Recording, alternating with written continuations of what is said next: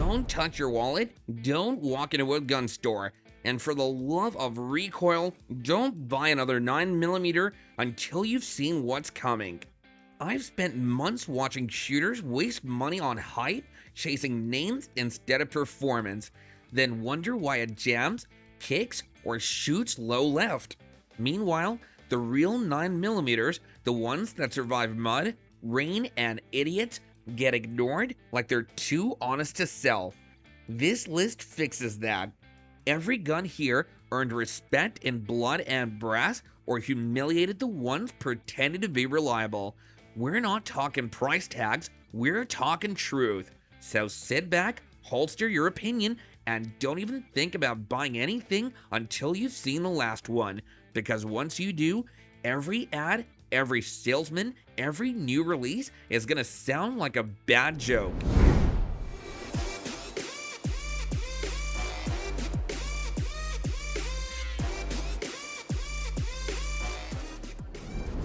Funny thing about guns, it ain't always the shiny ones with the fat price tags that keep folks safe. Sometimes it's the plain workhorse sitting quiet in the corner. That's the Ruger Security 9 for you. Folks argue it don't belong at the top, but it's been stirring debate since the day it showed up. The conspiracy talk's always the same. Did Ruger build this just to steal buyers away from Glock and Taurus, or did they mean to make a true everyman's pistol? Critics say it's cost-cut plastic, proof that corners were shaved. Fans call it the honest man's 9mm, simple, tough, and carrying a price tag that don't bleed your wallet, but still high enough to make you wonder if it's a deal or a gamble. I've watched shooters laugh at it, call it junk, right up until the damn thing ran mag after mag without a hiccup. I've seen it sit beside a Glock 19 and a Taurus G3C, and while folks holler about budget trash, the Security 9 just keeps barking steady. That's why it sits here at number 1, not cause it's flashy, not cause it's perfect, but because it proves a simple truth. Trust comes from what's on your hip, not on the number on the price tag. The first thing folks grab onto when this pistol shows up is the grip. Some swear it's the best feeling frame in the striker world, molded like it was carved just for your hand. Others just laugh and call it the Velcro pistol, saying the texture's too aggressive, you'll sand your skin off before the day's done. That's the ergo war, comfort versus overkill. But the real split comes down to who's carrying it. Police departments brag about switching to it, calling it duty ready, and saying the trigger's the smoothest they've ever run. Civilians, they look at the same frame and gripe it's too wide, too chunky to vanish under a t-shirt. Some even joke it's a duty gun in disguise, wearing compact like a fake badge. Then there's the quiet part nobody admits out loud. It ain't cheap. Not crazy high dollar like some 2011s, but high enough that folks start wondering if the contracts were as much about numbers on paper as they were about performance on the line. That's the PDP Compact's fight in 2025. Loved, hated, roasted, defended, but never ignored. And if you think the price talk got heated here, just wait for number 6. That one makes wallets and temper snap wide open. I recall clear as day. First time I saw one of these things pulled out at the range. Fella laid it down, and everyone leaned in like he'd set an alien blaster on the bench. Some folks whispered about armor-piercing rounds, others just chuckled, hell, that's nothing but a dressed-up 22. Truth is, this pistol always carried more myth than metal. Legacy runs deep on it. Built around that 5.7 by 28 cartridge, rumors followed it everywhere. Folks said it was meant to punch through armor, that civilians were never supposed to touch it. Some even reckon effing kept the ammo priced high on purpose, keeping the crowd small, making it feel like a secret club. Whether that's true or not, it sure kept tongues wagging. On the line, I'll admit, it shoots flatter than near anything I've handled. Light recoil, big magazines, easy pointing, but that's where the debate begins. Some say it's worth every dime, call it the future of handguns. Others snarl it's just a $1,000 toy, and them boxes of ammo cost more than a steak dinner in town. That's the 5.7's curse. Revered, ridiculed, but never ignored. And if you think that's a noisy fight, just wait for number 2, a pistol that stirred real-world contracts and louder arguments than this base gun ever could. For decades, this pistol's been the yardstick. Doesn't matter what new model comes out, somebody always says, yeah, but how does it stack against the 19? That's the legacy. Love it or hate it, this compact Glock built a playbook every other carry gun still trying to follow. But legacy comes with baggage. New shooters say it's outdated, just a plastic brick living off its name. Veterans fire back that no pistols proved itself longer across cops, civilians, and militaries around the world. I've seen folks trade in shiny micro 9s only to crawl back when they missed the balance of a 19, and I've seen cops roll their eyes at every so-called Glock killer muttering, heard that one since the Clinton years. Debates spin up fast. Against the Sig P320, it's trust and consistency versus modular hype. Against the CZ-P10C, it's aftermarket empire versus ergonomics. Against Walther's PDP, it's history versus trigger feel, and still, the Glock holds ground. That's the Gen 5 in 2025. Not perfect, not fancy, but the throne every rival's still swinging at. Now the whispers are back. Gen 6 rumors floating around. Makes you wonder, do you wait it out or stick with the Gen 5 that's already carried the weight of a king? Either way, if you think Glock fights are loud, number 3 cranks the noise up even higher. G3C always drags the same conspiracy behind it. Taurus didn't fix nothing, they just priced it so low folks couldn't resist. And sure enough, that's the only reason it sits on so many shelves. It undercut Ruger's Security 9, slid cheaper than Glock's 43X, and dared folks to say no. That bargain tag is what keeps it alive and what fuels whispers that corners had to be cut. My own story? First trip out, it jammed. Not a hiccup, not a picky magazine kind of thing, just flat out failure. I stood there muttering, little piece of shit, and I ain't taken those words back since. Funny thing is, it's run cleaner since then, but the trust never came back.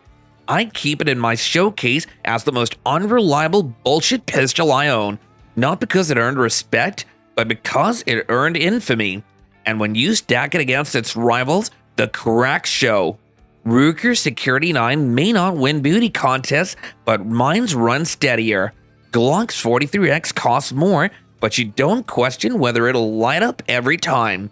The G3C, it's a gamble. That's why the debates never stop. And if this budget fighter feels messy, number 4 steps into guns where legacy, not price tag, sparks the fire. The internet never forgets the tagline P365 killer.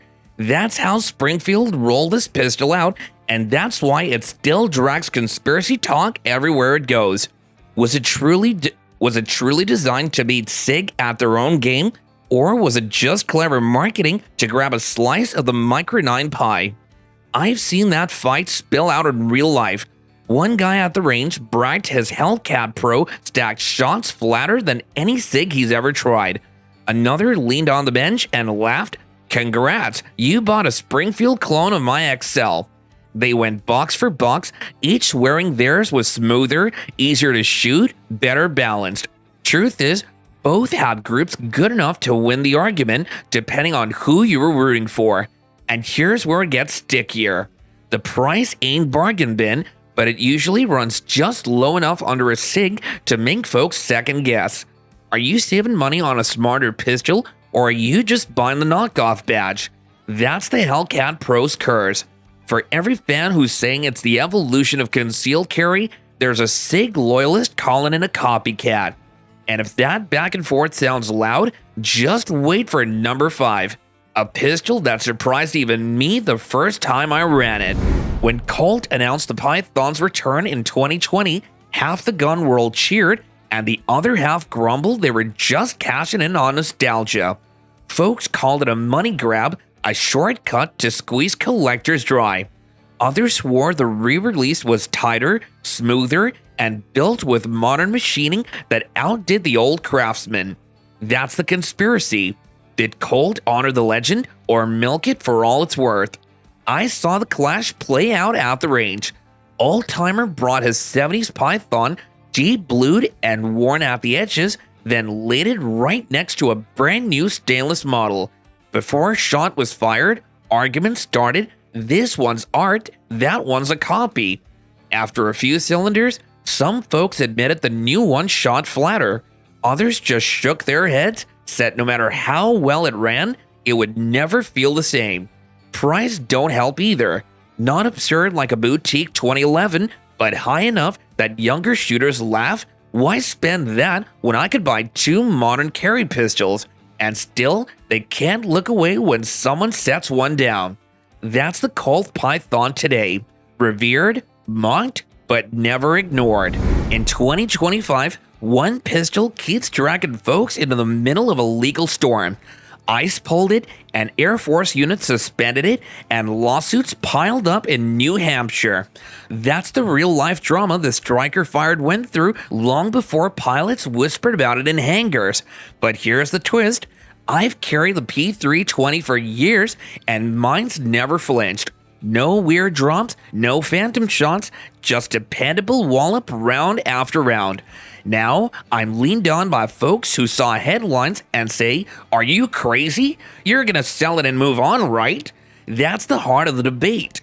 The gun has a trail of safety concerns, drop discharges, lawsuits, bans by major agencies, but others swear those stories were blown up by bad training or anti-gun bias. On the other hand, its trigger is crisp and sport ready. Yet every time I bring it out, that old question comes back. If it's been fine for years, should I even sell it just cause the headlines scream? Stick around. Number 7 hits the range temps even hotter with a pistol that's got pros and amateurs stepping on toes. I still remember the first time I shot the 43X MOS. One buddy tossed it my way with a grin and said, "Careful, it's just a Glock 19 that skipped lunch." That line stuck, and honestly, I half expected it to feel like a gimmick. Slim frame, shorter sight radius, and then Glock suddenly acting like they invented optics cuts in 2025. Folks joked they were dragged into the future kicking and screaming, but on the line, it felt different. The gun pointed natural, the dot snapped quicker than I figured, and recoil stayed tame for such a skinny frame. That's where the argument really starts. Some say it's finally Glock perfection for concealed carry. Others fire back it gives too much compared to the 19, and that 6 P365 still beats it in capacity and concealment. Even after that first box of ammo, I couldn't settle to fight in my own head. It wasn't a gimmick, but it wasn't a Glock 19 either. Somewhere in between, and that's exactly why folks can't quit arguing about it. And if the 43X MOX sparks that much debate, number 8 brings even more because the cops are getting involved in this one. Ask around about German pistols and you'll hear the same jab every time. That price tag ain't for the steel, it's for the logo. Folks call it the HK tax, swearing you're paying double just for the roll mark, and yet this striker-fired entry refuses to leave the fight. The shadow it leaves under ain't small. On one side, you've got the Glock 17, cheaper, blockier, but sitting on more belts than any other pistol alive. On the other side, the old USP, a pistol so tough, folks still brag it ran dirty, wet, and downright abused for decades. Critics say this newer HK never earned that reputation, just riding the coattails of the past. But the story plays out different on the line. I saw a deputy swap his Glock for this pistol and get roasted before he'd even draw it. By the third mag, the ribbon stopped. Grips tightened, jaws shut, and the price argument didn't land quite the same. That's why the VP9 keeps coming up in 2025. It don't win every wallet, but it sure as hell wins arguments.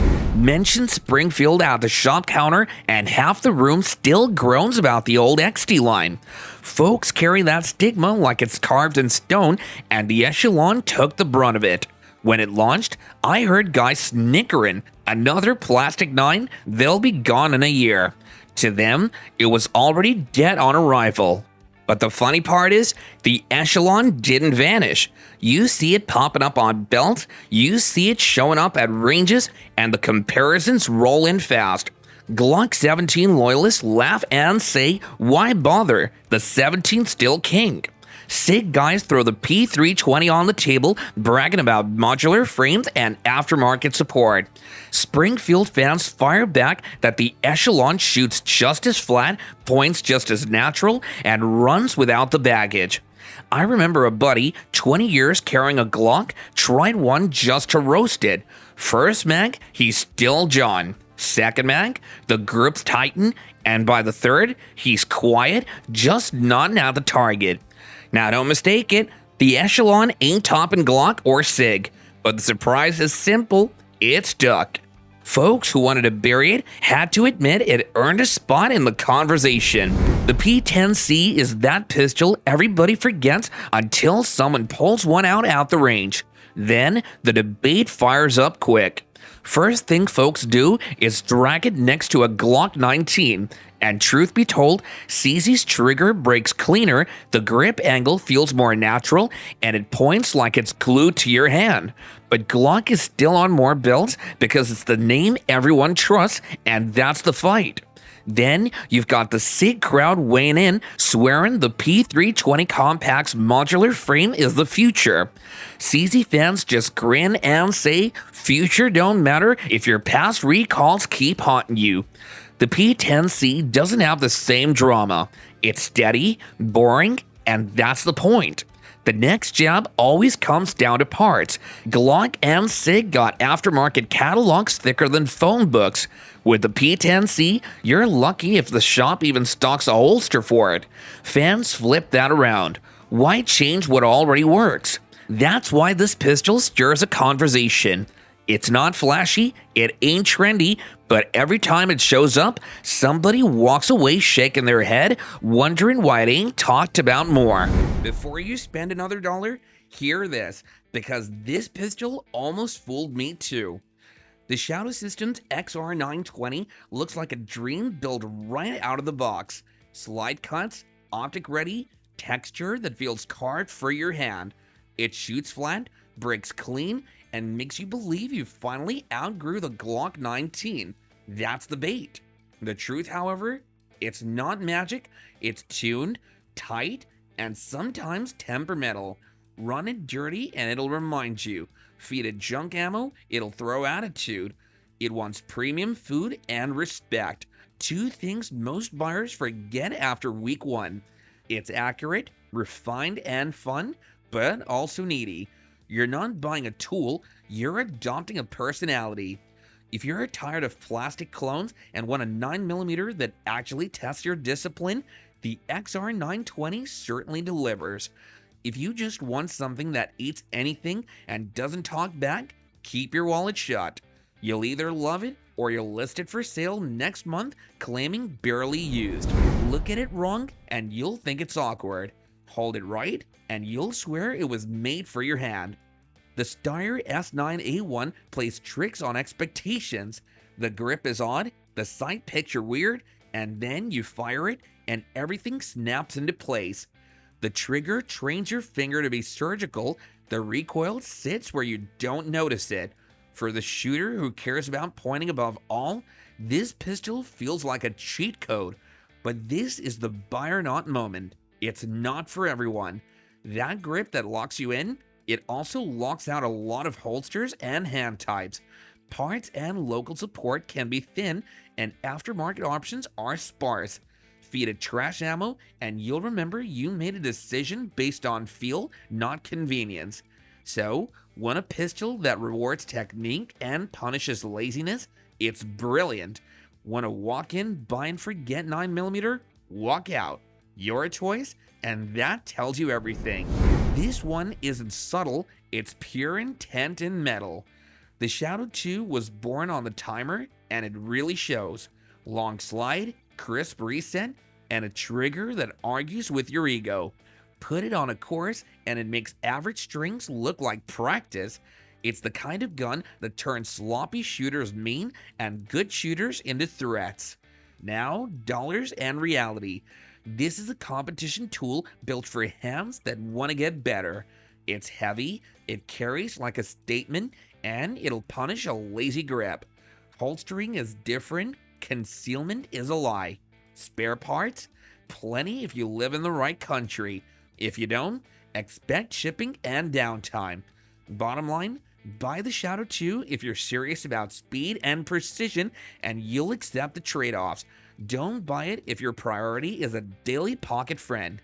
This is an investment in performance, not convenience. Decide what you actually need before you hand over the cash. And if you've made it this far, you're already smarter than half the people dropping cash on hype guns. Now you know what actually works and what's just marketing noise.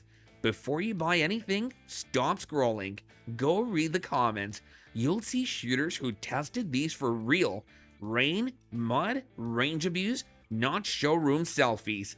If you still think your 9mm belongs on this list, prove it. Drop it below. I'll call it out straight. Pass or fail, no brand loyalty, no sugarcoating. Until then, hold your money, hold your trigger, and remember, a real shooter doesn't follow trends, he learns from them. This has been Steve, and I'll see you in the next video.